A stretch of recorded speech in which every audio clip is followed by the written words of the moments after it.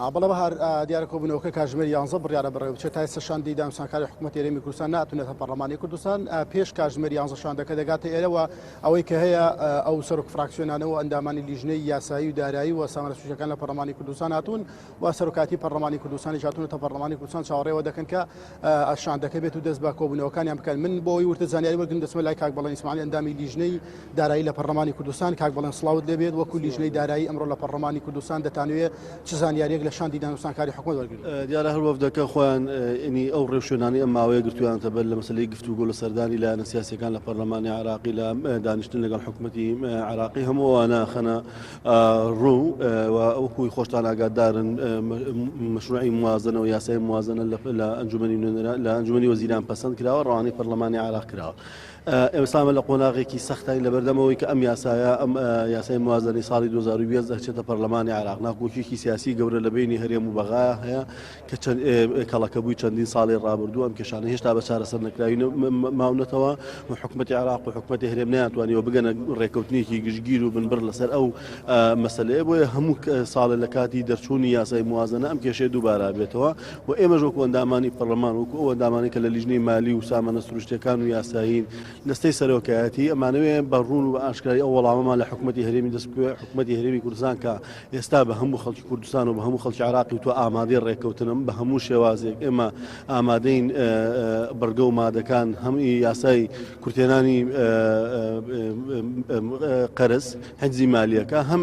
مەسەلی موازنەی ساڵی 2021 عراق جێبەجێ بکەین. پێمان ئەڵێن چۆن جێبەجێەکەین و داواکاریەکانی حکوومەتی عراقی چییە و ئێستا کە کێشەکە لە حکوومەتی عراقی لەناو ئەنجومەنی وەزیرانی عراقا نەماوە چۆتە بەردەم لایەنە سیاسیەکان چۆتە بەردەم ئەنجومەنی نوێنەرانی عراقا لایەنە سیاسیەکان تەحکومەکەن لەناو پەرلەمان بوو ئەوەی کە ئایا ئەهێڵن حکوومەتی هەرێمی کوردستان لەگەڵ حکوومەتی عراق بگاتە ڕێکەوتن یانە. لەبەرەوە حکوومەتی هەرێمی کوردستان ئەبێ بەڕوون و بە ئاشکرایی ئەمڕۆ بە پەرلەمانی کوردستان بڵێ لەسەر چی ڕازیە لەسەر چی ڕازی نییە. ئەو شتانی کە ڕازین بۆ ڕازیە و شتانی کە لێ ناڕازین و ئامادەنین بیکەن بۆ نایکەن. ئەگەر نیان کرد بەدیلیان چییە؟ چونکە ئەگەر وابێ خۆ دەزانی ئێستا دۆخی دارایی و ئابووری لە عێراقا خۆی بەرەو داڕوخانێکی گەورە ئەڕوا یعنی لە ئەگەری ڕێکەوتنیشە ئێمە هەر لەوانەیە یەکێک لە ئەگەرەکانەوەیە تووشی کێشەی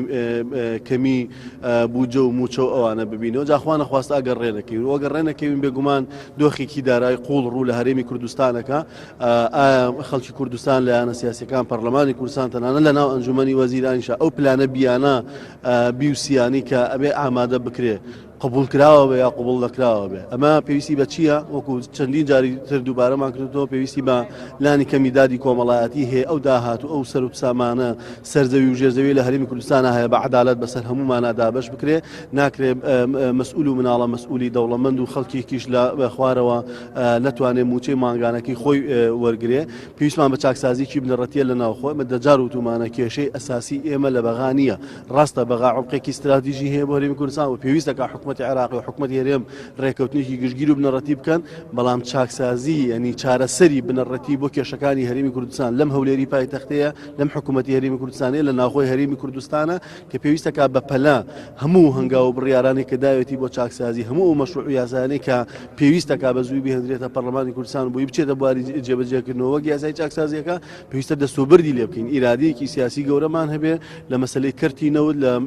قاچاقچێتی خاڵە سنوورەکان لە مەسلەی ڕێخستنەوەی داهاتی ناوخۆ لە ڕێخستنەوەی باج و گۆمەرێک وەکوتیشم هەتاوەکو نەتوانین ئەو داهاتانی لە هەرێمی کوردستان بەسەر زەوی و ژێر زەویەکەیەوە هەمانە بە عەدالەت بە لانی کەمیدادی کۆمەڵایەتی تیا تەسبیت نەکەین بێگومان هەرێمی کوردستان جگەلەوەی ڕوبەڕووی قەیرانی داراییەکی سەختە بێتەوە ڕوبەڕووی قەیرانی کۆمەڵایەتی و سیاسیژە بێتەوە. بڵێن بۆ پێی جەناب ئەندامی لیژنەی داراییتی و هەم وەزیری داراییش لە فراکسیۆنەکەی ئێوەیە بڵێن لایەنەکەی ئێوەیە دوێنێ ڕاگەاندرام دوو ڕۆژە بڵاو کراوە تۆ دەرێت سێ لیستی موچە ئامادەکرێم سێ لیستی موچەیە بۆ چییە و ئایا موچە دابەشەکرێ بە موسیقانە؟ من پێم وانییە ینی حاضرکردنی لیستەکە بۆ ئەوە بێکە موچە دابشکرێت دیارەوە ئیش و ڕێوکاری تەکنیکی وەزارەتی داراییە کە ساڵانە هەموو ئەو لیستانە حاضرەکە چکە هەتا ئەم دەقەیە هەزمانجەکە بەداخەوە ئەو سیستمی لێبڕین و پاشەکەوتەی کە هەیە لە وەزارەتی دارایی ئەوانە هەموو ئەچێتە سەر سجلی هەموو فەرمانبەرێ بەڵام بێگومان